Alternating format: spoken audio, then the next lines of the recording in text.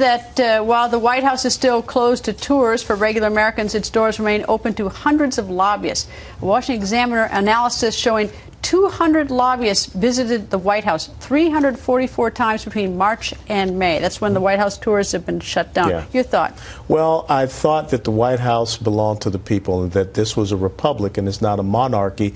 I think that some people see the White House as the palace at Versailles, where they are controlling of the type of people and who they want to come in. And isn't it interesting, we just talked about the fact that the Democrats say that we're out there for the poor, for the impoverished, but yet they're opening up the White House for the people that are out there talking about the big business and corporate interests. I'll tell you what annoys me is that I went back and did some research. I had research done for me. And President Obama, back in 2007, 8, in a debate with Senator McCain, says that he talks about the culture in Washington about lobbyists. He does the same thing in a speech in Des Moines on November 10, 2007.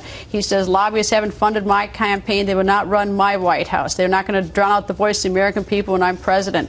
You go all through his campaign, through his first terms, lobbyists are going to have nothing to do with his campaign.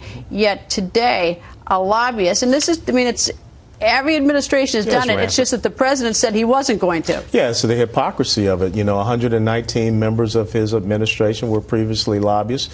I believe with Organizing for America now, if you cut a check for $500,000, you can get quarterly visits with the president. So what does that say to the American people? But the most important thing, Greta, wherein is the media, this very complicit media in some venues, going to start calling the president to task on that? Well, I guess the thing is that, at some point, I mean, the fact that lobbyists, I mean, it's always been that lobbyists have had access to the White House. But I think what makes this one particularly painful is that Americans want to come and visit the White House. And we talk about being the people's house, yes, but it's also, I see the kids standing and, standing and looking through the gate line to look in the, in there. And for the life of me, I can't figure out you can't find enough money to open a White House tour so that kids can go through and see the White House, and we want to inspire them. That's the problem. It's not so much that the president is like every other president with lobbyists, although he said that he wasn't going to. It's that, figure it out.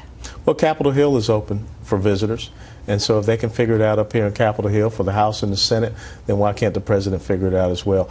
And maybe we shouldn't be so anxious to spend $1.5 million on a Tomahawk cruise missile if we can't allow the American people to come see the White House. Well, I think he'd probably say the president said that has something to do with national security and with Syria, whether you buy that or not. But I don't. You don't. No, I know you don't, indeed. But I'd like to see the White House open to the American people. I think they deserve that. At least. They do deserve it. So figure it out, right? Figure it out. It's your job. Anyway, Congressman, always nice to see you, Pleasure. sir. Thank you.